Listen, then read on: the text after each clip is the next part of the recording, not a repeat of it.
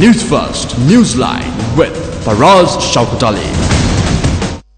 And a wonderful morning. This is Newsline, live as always from the Newsfirst studios in Dawson Street in Colombo. And guess what? It's another wet morning. But at least it's not Friday the 13th. It's Friday the 8th of September 2017. And all sorts of concerns still going on. But we must spare thought, at least that, and a prayer for all those people who have been affected by the floods, and you know their whole lives are sort of upset and gone out of sync. So our thoughts and prayers are with those victims there, and we hope that the weather will improve and help these people get back on track. And talking of tracks, the tracks that were played at the Presidential Commission of Inquiry into the Bond was absolutely a revelation on its own. It highlighted the absolute treachery of what had gone on in a concerted and, in my mind, a premeditated effort to rob this country of its valuable resources. To discuss the role of media in the public interest is none other than the editor, the news editor of the Island newspaper, and that is Shamindra Ferdinando. Good morning to you, Shamindra. Good morning, Faraz. I honestly appreciate you. You were on another program last evening. I'm not going to mention that name of that channel, but you've gone home and you've turned up again here, all possible because of those magical roads. If not for these good roads, you would built by the previous government. You should say built by the previous government at great cost, but nevertheless built. Good point, though. Do you know, actually, roads, infrastructure, it quite literally makes a country go round. Certainly, doesn't it? Very important, and therefore it's also very important that our politicians get it right. As you know, we've broken a story about the Central Expressway and so on and so forth, and we will bring you more revelations about that. It is another kind of a bond gate or a bond scandal. Shamindra, I wanted to ask you, what is the role of the media when it comes to public interest matters? Are we being too intrusive?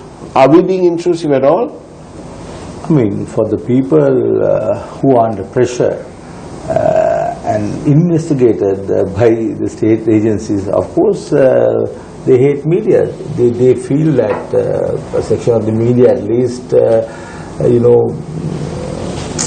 sort of trying to hunt them down. Are we talking about the central bank bond scam today? All sorts of things, but yes, I mean, you know, when the media, led by us, started reporting on this matter, you know, the theme has always been the same: conflict of interest, lost to the public. Conflict of interest, lost to the public. So it became boring to some, but the media has plodded on. The Island has played its role, the Sunday Times, you know, everybody have played their role, and they've covered this business. So some people say, oh, come on, you know, it's intrusive. Intrusive into what? If they say that, are we doing the right thing? Certainly, for us. You have every right to report. Yeah. Every right to, I mean, see, I mean, if not for the media, I believe, the government, the president would not have appointed that commission. You know, the government was under tremendous pressure. Yeah. You see that the first bond scam took place in February 2015, and it was revealed by the media. By March 2015, the entire country knew what happened, but it took more than 1 year. The commission was appointed in January 2017. Yeah. So media, I believe, played a huge role, both print and the electronic media, covering this matter, putting both government and the joint opposition under tremendous pressure. initially the joint opposition was not so interested in that. Even now, I know that they had a demonstration in front of the central bank and so on, but frankly speaking, I'd rather the joint opposition, the so-called joint opposition, I'd rather they took a firmer stance. And when they don't, I'm wondering why. For us, I believe, I don't see any difference between the two major political parties in this country, the UMP and the SLFP. See, in the wake of the bond scam, recent revelations made in the commission, the Presidential Commission. Now, yesterday they sentenced Mr. Veeratunga, and just compare the incidents. The day we pointed out today, when the ruling was given yesterday in the High Court of Colombo in respect of the Silreddy case, not a single joint opposition member was present. No one. No one. But I feel rather strongly for Mr. Veeratunga. He's a fine, upstanding gentleman, and unfortunately, he carried out the instructions of his master, and there is the failing, because I believe that Mr. Veeratunga should have pointed out to the President at the time that he should have gone to the Cabinet of Ministers and got it approved there. No, for us, I don't think the President would obtain approval of the Cabinet. Well, then they couldn't do it then. Then they couldn't do it. No. But now they did it, and that's why Mr. Veeratunga is inside, and Mr. Rajapaksa is outside. No, it's the elections time. You cannot do that. I think the entire public service, the senior officials will be very careful now. They will have to. They will have to for us. Yes. See, Mr. Veeratunga is in serious trouble for carrying out political orders. Now, what would have happened to Mrs. Deepa Senviratna, the lady who put that note when Mr. Mahendran directed her to America, right? Now, Deepa Senviratna, there you go. My colleague Bandula Jayasekara and I think you too, and Dr. Vijay Wardena, Mr. Rupala Tenakon, Mr. Kirti Tenakon, all these people, Mr. Govind Dasri, Mr. Govind, and especially the Auditor General. And the Auditor General. Praised her. Yes. So, it's important. But everybody except the Auditor General, because he didn't get involved in that debate. But what I was trying to say is, all of us, we agree that that lady, and she is a lady, needs to be awarded the highest civilian honor. Yes. And because it is absolutely an honorable thing that she did. Actually, she should be declared Sri Lankan of the Year. I would rather that too, but I think it's not enough. I mean, if not for her, she's a wonderful testimony to a fine public servant, professional to the end, and loyal to the country to the end. And there is the problem. This is what Mr. Veeratunga, however much Mr. Rajapaksa berated him or did whatever it is he did in his own style. He said, Lalit make a deal me ape kinik, or whatever. Lalit Veeratunga, this fine man, my heart goes out to him, and I can't bear the thought of imagining where he is this morning. But our prayers and so on are with him to make him strong to endure this punishment. But he should feel the same way when they sentence those people involved in the bond scam. And will you pray for them too? I will pray for them because unfortunately, this young man. You look so happy today, with all the revelations. Yes, but I'm happy for one reason. I'm absolutely delighted because the right has stood tall, and the media, the whistleblowers can rest and be inspired by what's happened.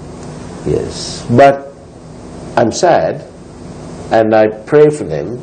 Because young man, Mr. Arjuna Aloysius, is at the cusp of his career.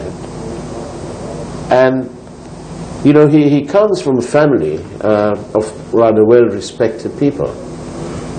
And how on earth he got involved in this lark, which cost the country, the public, so much of money, suggests to me that he wasn't guided by certain senior people in his family. You know, he had a father-in-law who was supposed to be a high-flying banker. Why couldn't his father-in-law say to him, listen, chum, I'm the governor of the central bank. You ain't going to play this game. I'll be keeping a close watch on your company. Don't get involved. It's not on. He could have done that. Instead, I believe that he was made use of. Because it's fine. They needed somewhere to monetize this whole exercise. I don't see it that way for us. Don't you? I think it was a joint operation. It was a joint operation. They knew what was happening. All of them. All of them knew. And the previous lot also. Of course they all knew, but what I'm saying is, it was premeditated. Did you know we pointed this out? You know, I must tell you that those who carried out that operation, the first bond scam in February 2015, they transferred Deepa Seneviratne, Mrs. Seneviratne from, I think, the currency section to the public debt department to facilitate this operation, because she had no experience there. Exactly. She refused to go there. She refused to go. Obviously, they felt if they had a woman there, they could have done it. They made a huge mistake. TV Lanka and company thought the same about Mrs. Bandaranaike, and then she went on her own. Yes. So I think they made a huge mistake there. If you really investigate, inquire into this matter, you know, those who had been involved, those who had planned it. Shamina, isn't it time that these people who carried out this scam, right, and this absolute blatant robbery, isn't it time that these guys and girls, if there are, came up to the Presidential Commission of Inquiry, asked to make a special statement under oath, admit to their wrongdoing, and write off, transfer whatever assets are there to the consolidated account of the Treasury, and then bow their heads and say, your Lordships, give me my punishment, and get on with it, and move on with life. Here in our beautiful country, you can ask for presidential pardon. You can do whatever you want to and get presidential pardon. Well, yes, exactly. They can hope for that too. I don't think for us that will happen, because so the agony of the public, and it is agonizing for us to watch. No, you know, will be perpetuated. The ordinary people, they don't really, you know, they are interested in this. I don't think so. It's the media and political parties. I think it's agony for the UNP. They are in a hell of a fix.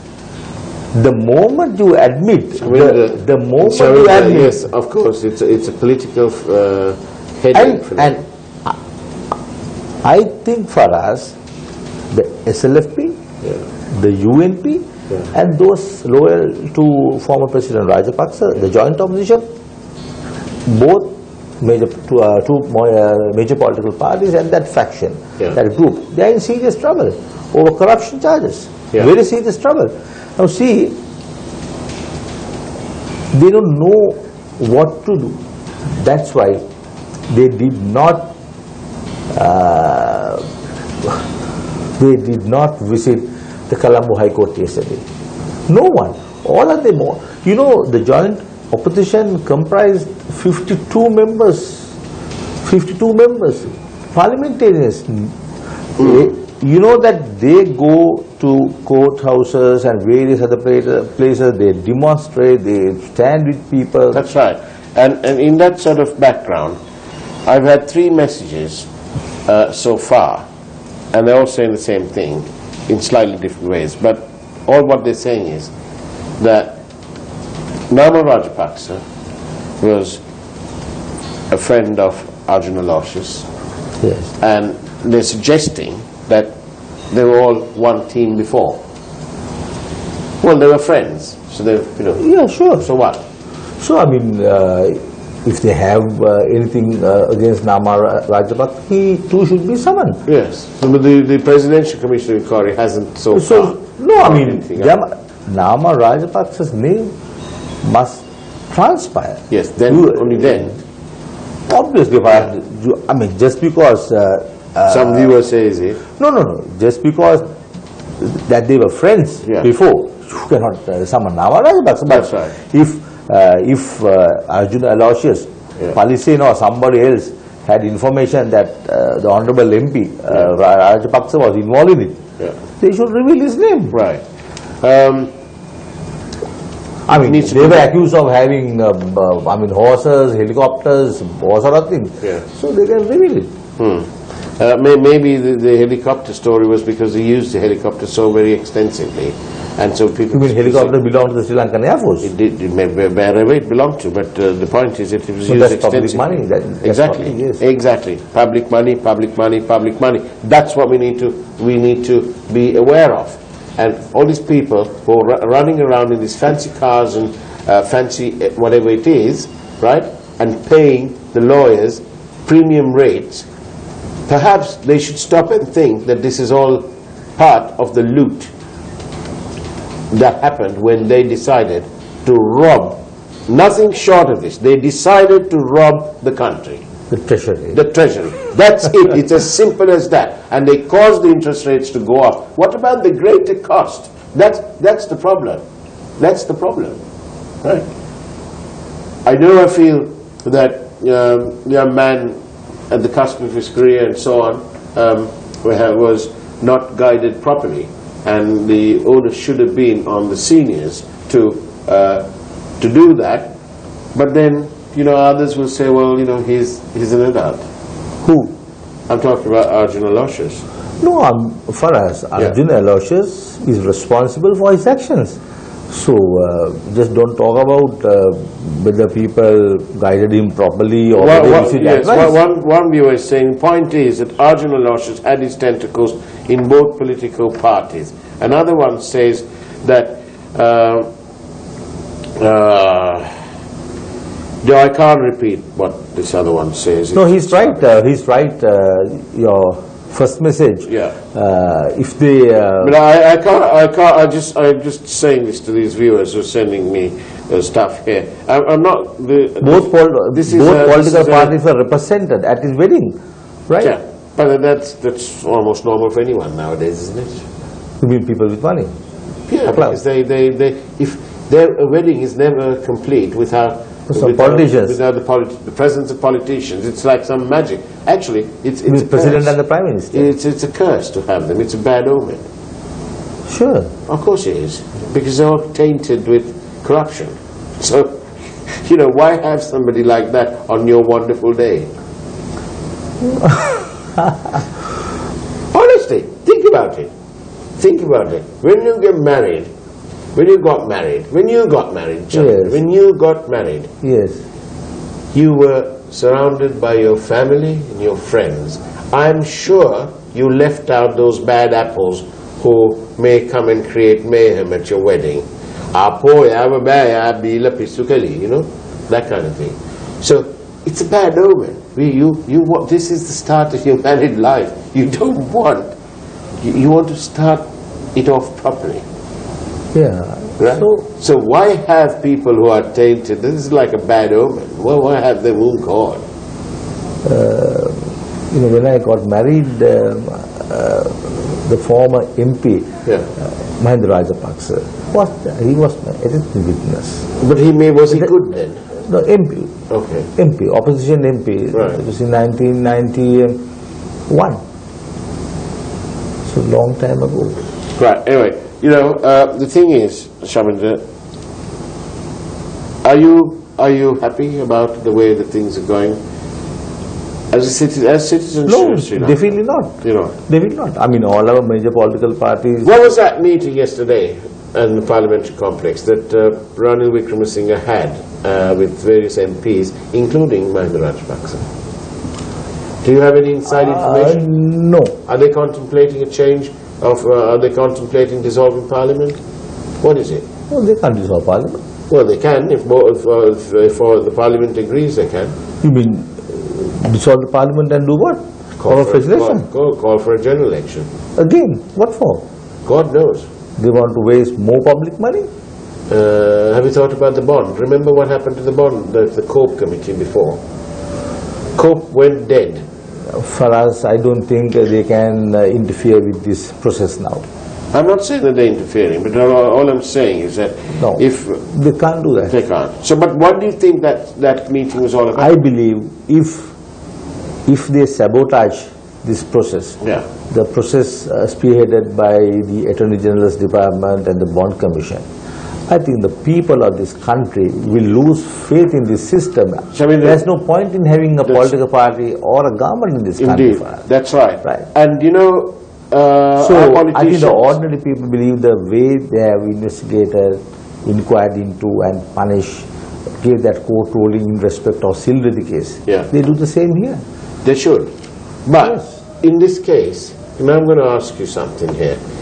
Westminster style politics, remember that? David Cameron resigned on the basis that his firm belief that Britain should stay in the European Union, you know, that was what he believed in. And when the people of Britain voted the other way, they voted in favour of exiting, David Cameron resigned forthwith on a matter of principle. How can I be Prime Minister of this country? The most important thing for me was for us to be in the European Union. Now, he felt he couldn't continue to be Prime Minister and oversee the exit because he didn't believe in that. And he left.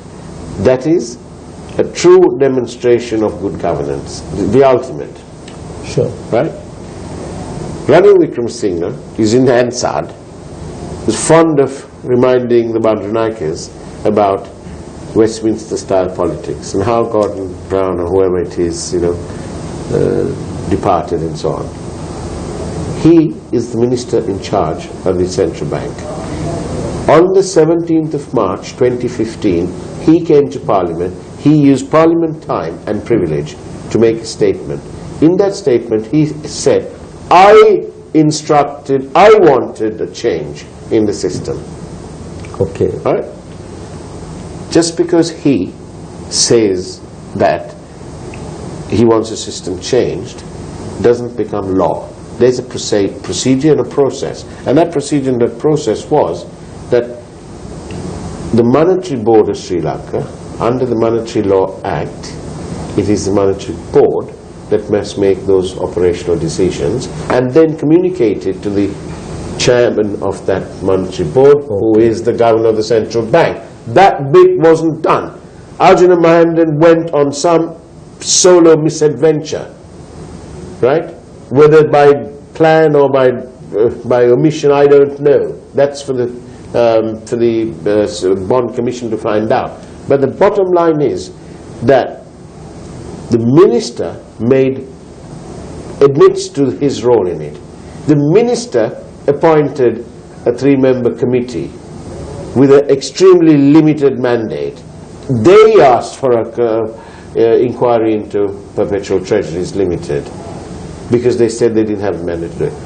Then remember the other bit of the same speech. The Prime Minister said that if necessary, they will bring in new legislation and retrospective even taxes to ensure that these monies were returned, if there was any wrongdoing. Now then, do you think that that will happen? Or do you think that it's time that Mr. Wickremesinghe did the honourable thing and resigned? You can't compare the bond scam and the position taken up by the Prime Minister, our Prime Minister, with David Cameron. Why? It's a principle. No, it's two different things for Come on, Shamindra. Two different things. What is two different? One is cost the country money. He made a monumental blunder. In India, the Minister of Railway resigned after an accident. I am telling you, you cannot compare the two. It's a but of course, it's a principle. The leader of the UNP, the Prime Minister, is responsible. Yeah. Right? So it's... Then he should step down. No. Why not? See, it's... So when does he step down? When he's dead, is it? No, for us, you have to prove his guilt. So let him come and give a that's statement why, in there. so it's up to the Attorney General's Department, it's up to the Bond Commission to inquire into his role. So until then, we the people are going to have to be stuck. See for us, whatever the order, that illegal order was given by Mr. Mahendran to Deepa Senviratna, right? Yes, that whole thing started with him. Yes, so wait till Mr. Mahendran appears before the Commission. By that time, what do you think would have happened to our money? It would have been spent, distributed to lawyers, and on fancy this, that and the other. They've been spending that money. I must tell you,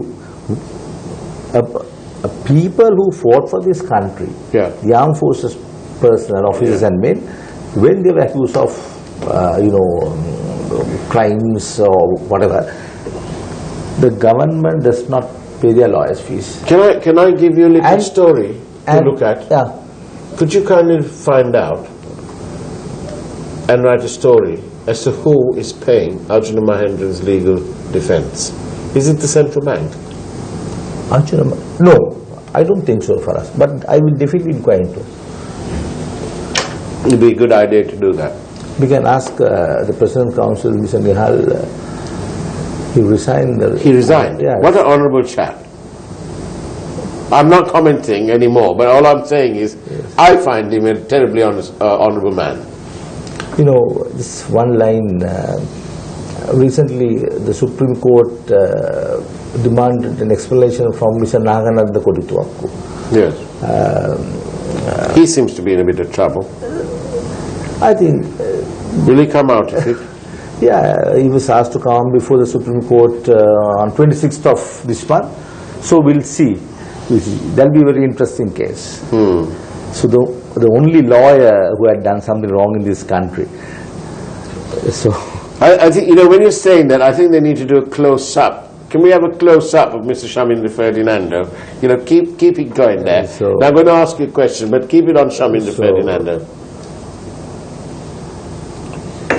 I'm going to ask you this question.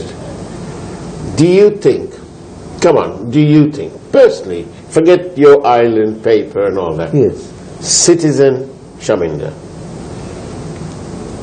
do you think the Prime Minister should resign over the bond matter? Not now.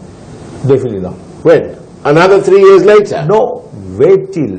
For what? Wait, we've lost money. Wait till Mr. Mahendran appears before the Commission. So, okay. What you're saying is, do you think that Singhal is saying will come true?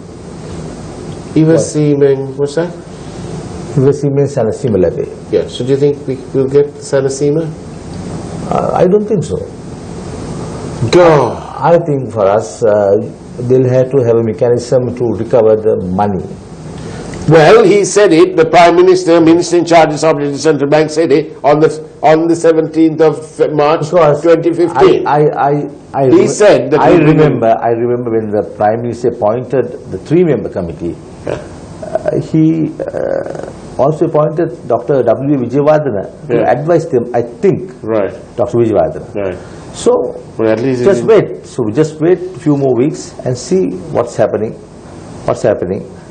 How much better would it be should Mr. Wickremesinghe come before the television and make a national statement to the country, admit that he was somehow or other misinformed, underinformed, whatever, and that he's ever so sorry for not having acted differently, and that he will now do everything in his power to ensure that at least some of these monies and what's left of it is returned to the consolidated fund of the Treasury.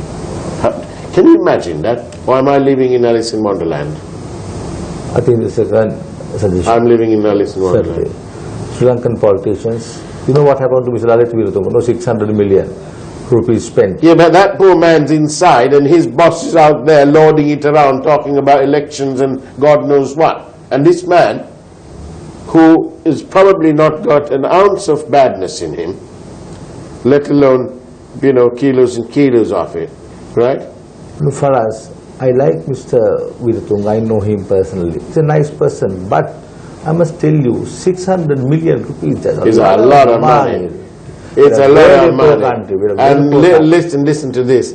Listen to this.